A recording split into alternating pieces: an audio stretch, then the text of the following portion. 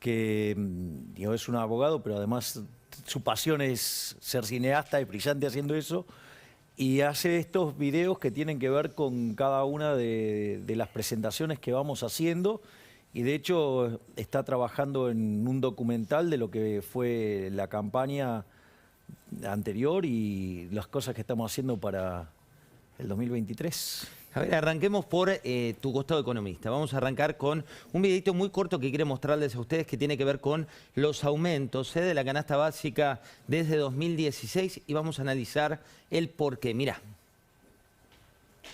Para atacar a la inflación hay que entender que es un fenómeno que tiene múltiples causas.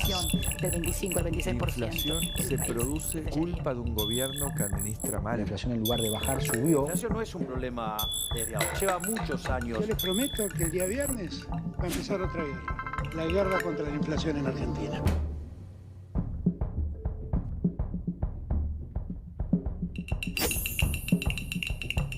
¿Qué pasa con la inflación? ¿Por qué vemos que la yerba aumentó 949%? A ver, lo primero es que lo que hay que tener en cuenta es que en rigor no es que suben los precios. Lo que está pasando en realidad es que está perdiendo poder adquisitivo el peso. Es decir, vos en Argentina tenés que la cantidad de dinero sube brutalmente, que obviamente lo hace para financiar el déficit fiscal, y por otro lado es que los argentinos repudian el peso. Es decir, los argentinos no quieren tener el peso.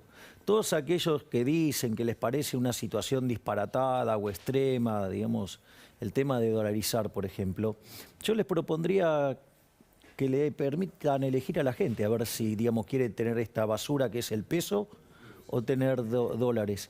Y la realidad es que el motivo por el cual los políticos no largan la maquinita es porque es una forma de robar a los argentinos. El señoriaje es un robo. Es decir, el financiamiento del déficit fiscal con emisión monetaria es un robo. Este gobierno, ¿sí?, le robó a los argentinos en los últimos 2 años 11 puntos del PBI. Entonces el problema es, vos tenés inflación porque la cantidad de oferta de dinero crece más fuerte que la demanda de dinero. O sea, y crece porque básicamente financiás el déficit fiscal y la realidad es que la demanda de dinero está quebrada. Porque vos fíjate, vos hoy tenés un control de capitales salvaje, vos tenés un montón de restricciones enormes y a pesar de ello tenés 100% de brecha. Consecuentemente, eso te está diciendo que no hay demanda de dinero. Y no solo eso, sino que además el control de capitales lo que implica es que vos estás forzando a la gente que demande dinero. Por lo tanto, digamos, los estás estafando, aumentándole la base imponible del impuesto inflacionario. ¿Se puede, Javier, corregir la economía argentina sin ajuste? No, porque vos no podés sustituir los ajustes, pero vos lo que tenés que tener claro es que cada herramienta se ataca con la herramienta pertinente. Eso ya está en la literatura, parece que los economistas argentinos, algunos se olvidaron de eso, que se llama principio de clasificación efectiva de los instrumentos de mercado. Digo, lo desarrolló un economista que se llamaba John Hicks. Ahora, ¿cuál es el punto? El punto es el siguiente. Digamos, si vos... a ver, es inaudito que el presidente del Banco Central sea tan incompetente que te diga, no, pero mire, el problema de la propuesta de Milei es que esconde un ajuste fiscal. Disculpame, la política monetaria tiene que ver con el nivel de precios, si vos querés. La política fiscal se arregla con política fiscal. Si yo tengo déficit fiscal, o bajás el gasto, subís los impuestos, o haces alguna combinación. En mi caso no hay lugar para subir los impuestos porque esta economía se está hundiendo desde el año 2011. Desde el año 2011 el PBI per cápita cayó 14%. ¿Hay riesgo de una hiperinflación? Sí, definitivamente. ¿Cómo no va a haber riesgo de una hiperinflación? Si vos tenés una base monetaria y tenés más de una base monetaria, digamos, en el ELIX, o sea, podrías estar duplicando la cantidad de dinero, ¿sí? Y no solo eso, porque eso es, además es emisión futura. O sea, y no solo eso, José, vos tenés el otro problema, que es la cantidad demandada de dinero, obviamente con los controles, anda en 3 veces o 4 veces la que debería ser en condiciones normales. Por lo tanto, digamos, o sea, tenés un exceso de oferta de dinero furioso que ya, si con solo corregir tendrías un salto muy fuerte de precios, imagínate si además nadie te renovara las LELIQs y tendrías que emitirla. Es decir, vos podrías hacer un desastre. O sea, la inflación reprimida en Argentina está en el orden del 1000%. Ese 1000%, digo, mucha gente te ve y dice, me preocupo por lo que puede venir, qué puede ocurrir. ¿De qué depende que ese espiral inflacionario se convierta o no en una hiperinflación? La clave es qué pasa con la demanda de dinero. si vos algún elemento te gatilla una caída en la demanda de dinero, vos hasta podrías tener en Argentina la hiper sin que haya emisión monetaria. Para que te des una idea. A ver, cuando vos tuviste, en el caso de Alfonsín, la demanda de dinero se cayó a 0,2% del PBI. Hoy es 10, ponele, para hacerlo redondo. Bueno, discúlpame, digo, o sea, quiere decir que podés multiplicar el nivel de precios por 50, es decir, 4.900% de inflación. ¿Me comprendés lo que te digo? ¿Por qué crees que en un contexto así se queda Martín Guzmán? Digo, lo operan los propios diciéndole tenés que irte y por otro lado tampoco lo bendicen los opositores. Sí, yo no creo en ese juego que hace el oficialismo, ¿eh? Para mí juegan al policía bueno y al policía malo. Dentro de, a ver, porque esto es muy importante hay una cuestión técnica atrás, pero es importante desde el punto de vista político después esta cuestión técnica, por eso digo, la voy a mencionar. En la concepción keynesiana que tienen del mundo, digamos, el oficialismo, ellos creen que el nivel de precios viene determinado por un markup sobre los costos. O sea, en el fondo, digamos, o sea, por los salarios y por los beneficios, por decirlo de alguna manera. Y eso es lo que determina el nivel de precios.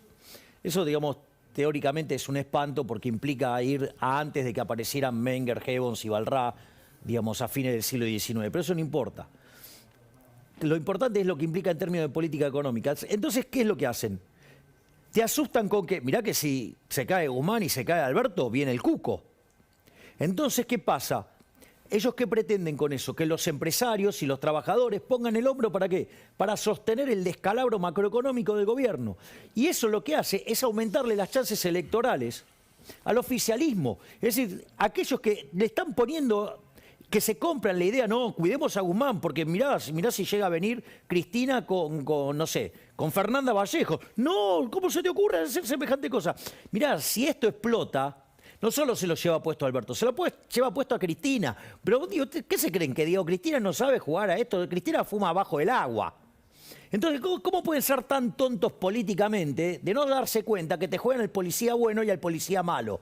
Entonces, con la idea de que tenés que sostener al bueno, que es Alberto y Guzmán, entonces termina el sector privado y los trabajadores, o sea, y las empresas, garpando todo el ajuste del descalabro macroeconómico que tiene este gobierno para financiar a los amigos. Dale. ¿El policía bueno y policía malo tiene un guionista o es la improvisación? Digo, ¿hay alguien quien piensa en una Cristina para vos que es en este caso la policía buena para algunos con el tema del documento? No. El policía bueno es Alberto y el policía malo es Cristina. El policía bueno en el Ministerio de Economía es Guzmán. El policía malo es el Instituto Patria. Pero ahí según la mirada de quién. Porque digo, me pongo en este zapato y te digo, Kicillof le anuncia 60% a los estatales y docentes bonaerenses y se anticipa a Guzmán, les da 10 puntos más. ¿Es policía bueno o policía malo del corto plazo? No, digamos, lo que trata de hacer también es, digamos, o sea, cada uno cuida su quinta.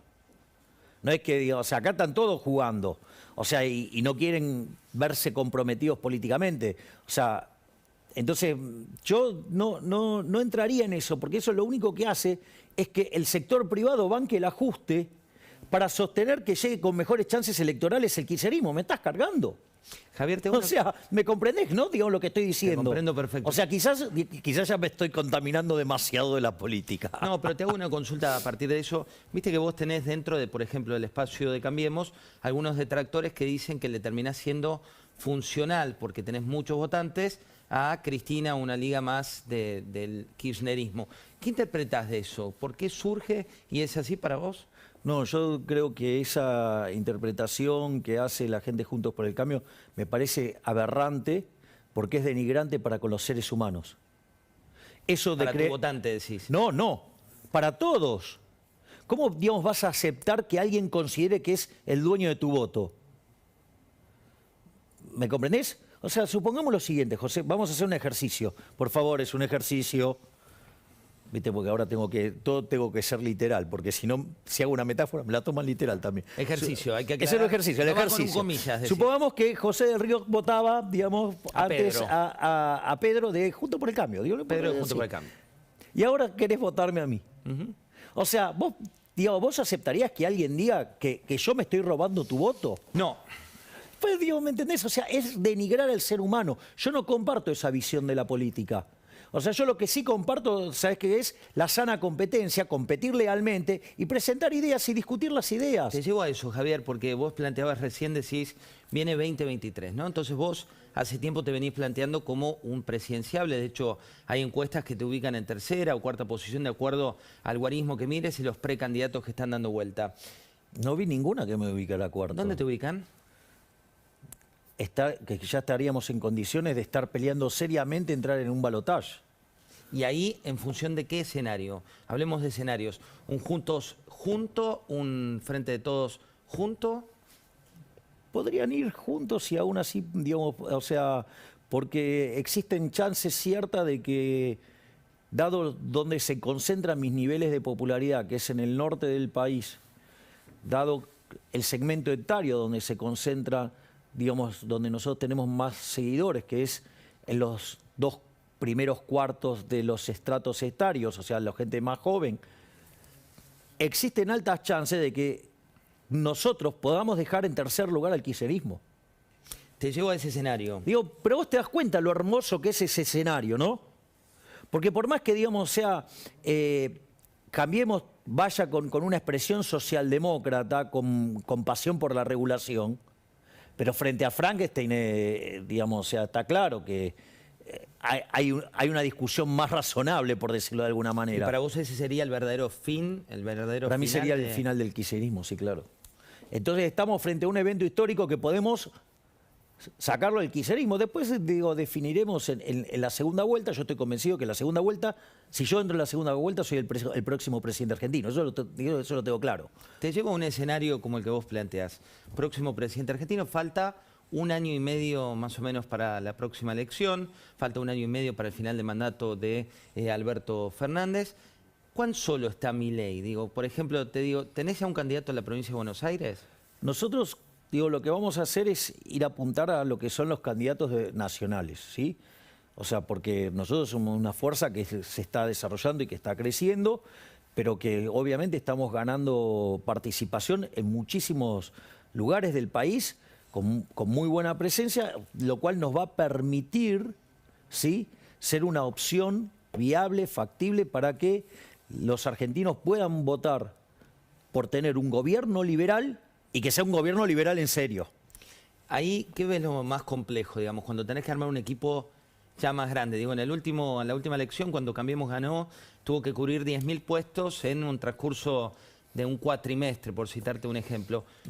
¿Cómo estás armado para ese escenario? Bueno, nosotros lo que sí estamos haciendo es, nosotros ya tenemos 4 ministerios que funcionando en la sombra, como se dice. ¿Cuáles son? O sea, es el Ministerio de Economía, el Ministerio de Acción Social, ¿sí?, Ministerio de Infraestructura y Relaciones Exteriores. Ahí, Javier, ¿quién es tu ministro de Economía? No voy a dar los nombres. ¿O cuál es el concepto de ese ministerio? El concepto es, van a ser todos hiperortodoxos. Hiperortodoxo. Eso significa... Todos bien liberales ortodoxos. Eso significa no Estado. Va a significar empezar una batalla por achicar el tamaño del Estado. ¿Y relaciones exteriores? ¿Cuál es el mapa? El TEC de Milei. Mira, si vos querés, o sea, mis referentes internacionales es el mundo occidental. Si vos querés, la cabeza más visible de ese mundo occidental es Estados Unidos y obviamente Israel. Alianzas como la de Cristina con Venezuela, con Rusia. Ni se te ocurra esos tintes rojos en mi gobierno. Desarrollo social con planes sociales. Mira, los planes sociales nosotros los estamos rediseñando, le estamos dando un formato liberal para que esos programas sociales, hacia lo que nosotros llamamos la reforma de segunda generación, se conviertan en gente que sale a trabajar. Es decir, que la gente, como consecuencia del fuerte crecimiento económico, deje los planes sociales y se dedique a trabajar. Claramente acá la clave entonces son las reformas de primera generación, que tiene que ver con la reforma del Estado, de bajar el gasto público para poder bajar los impuestos, reformar el mercado laboral hacia adelante, dándole flexibilidad hacia adelante para no vulnerar derechos y de esa manera abrir después la economía, y en ese contexto eso te va a asegurar, ese conjunto de reformas te puede asegurar 15 años de fuerte crecimiento económico, y nosotros esto además le queremos dar un boom adicional con la reforma bancaria y monetaria que a la postre termine con la eliminación del peso como moneda y a partir de ahí terminar definitivamente con la inflación y a partir de ahí entonces con todo este conjunto de reformas nosotros estamos, porque la convergencia de donde por ejemplo está Argentina hasta llegar a ser un país desarrollado como Estados Unidos en dinámica, eso tarda 35 años. Entonces hay gente que dice, no, bueno, pero eso es demasiado tiempo para mí. Bueno, lo primero es, mirá, la grandeza, digamos, a la que nosotros apuntamos es que vos, digamos, vas a plantar el árbol independientemente que vayas a disfrutar o no de la sombra del mismo. Pero al margen de eso, hay otra cuestión más que para mí es importante que se tiene que conocer de los procesos de convergencia. Que 2/3 de la mejora en el PBI per cápita ocurre en 1/3 del tiempo. 2/3 de la mejora del PBI per cápita en 1/3 del tiempo. En 1/3 del tiempo. Es decir, vos en 12 años, ponele, para redondear, alcanzarías a tener el 66% del PBI per cápita de Estados Unidos. Hablando de eso, Javier, anunciaste... que no es... Vos sabés que esa es una máquina de sacar gente de la pobreza, de la indigencia. Y eso se puede hacer. ¿Sabés quién tuvo la oportunidad de hacer esto? Cristina. Pero en lugar de ir hacia las ideas de la libertad, ¿qué hizo? Decidió abrazarse a los colectivistas. Se enamoró de Kicillof. Bueno, así estamos. ¿Cómo evalúas la gestión de Kicillof? Pero Kicillof es un incompetente, es alguien no apto para ninguna tarea vinculada a la economía. O sea, las cosas... un tipo que dice que la Unión Soviética se cayó porque no tenían el Excel, es un inimputable. ¿Y por qué llega a gobernador de la provincia más importante del país? En términos de cantidad de gente, no se enojen los que nos ven desde todo el país. No, yo creo que llega a gobernador básicamente porque el gobierno de Mauricio Macri no cumplió con las expectativas de cambio que le pedían. Y además, o sea, porque Vidal demostró ser aún peor todavía que Macri, porque digo, o sea, la diferencia que tuvo fue peor. Y no solo eso, sino que además hay algo que a mí me llama poderosamente la atención, porque cuando vienen esas pasos catastróficas, en términos de resultados para lo que fue la diferencia que le sacó Alberto Fernández a Mauricio Macri, mientras que fue a pelearla a todos los lugares, Macri con Pichetto, sí, creo que fueron 33 actos, si no me equivoco, Vidal se quedó tranquilita y dejó que avanzara Kicillof sin ningún problema. ¿Vos creés que eso fue un pase de facturas después en la elección? Para mí eso ejemplo, es, digamos, o sea, si vos querés a alguien que haya sido funcionario del kirchnerismo y a entregarnos al kirchnerismo, digo, claramente Vidal lo fue ahí. Javier, quiero mostrarte a Máximo Kirchner, ¿lo tenés? ¿Cuál es tu opinión de...? ¿Te agarrás la cabeza? ¿Por qué?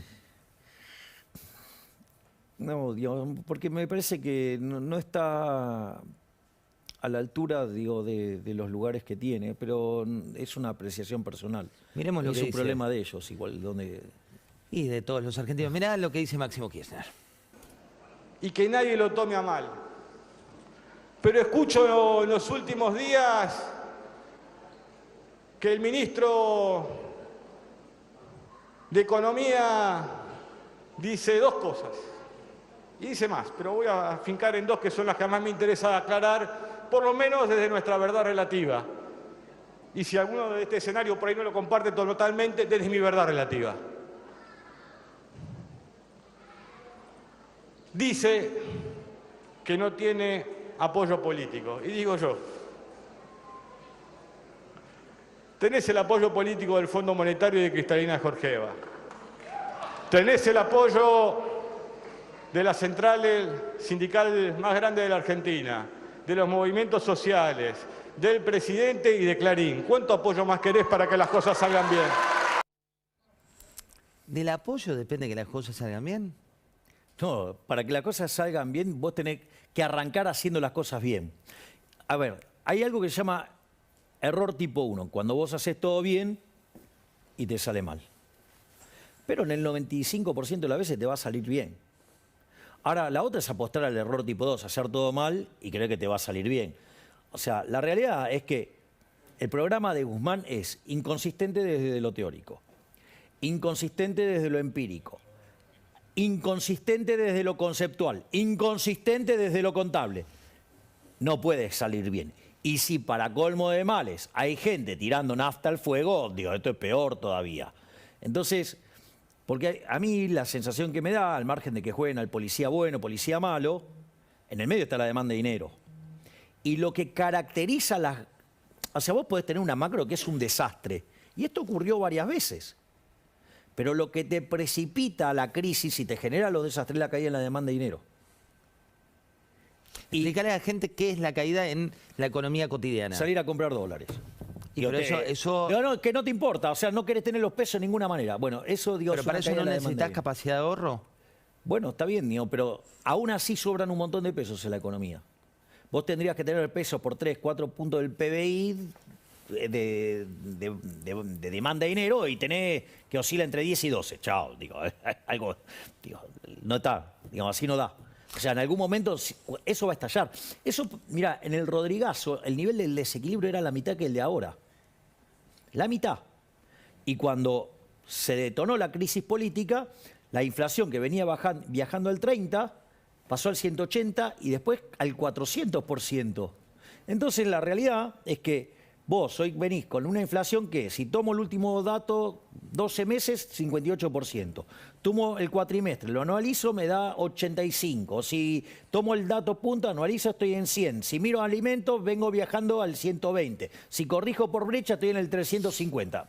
Dale, digo, hola. Digo, está todo listo, o sea, lo único... Digo, es como que Mendes estés en un galpón lleno de barriles de pólvora y se te ocurre prender una bengala.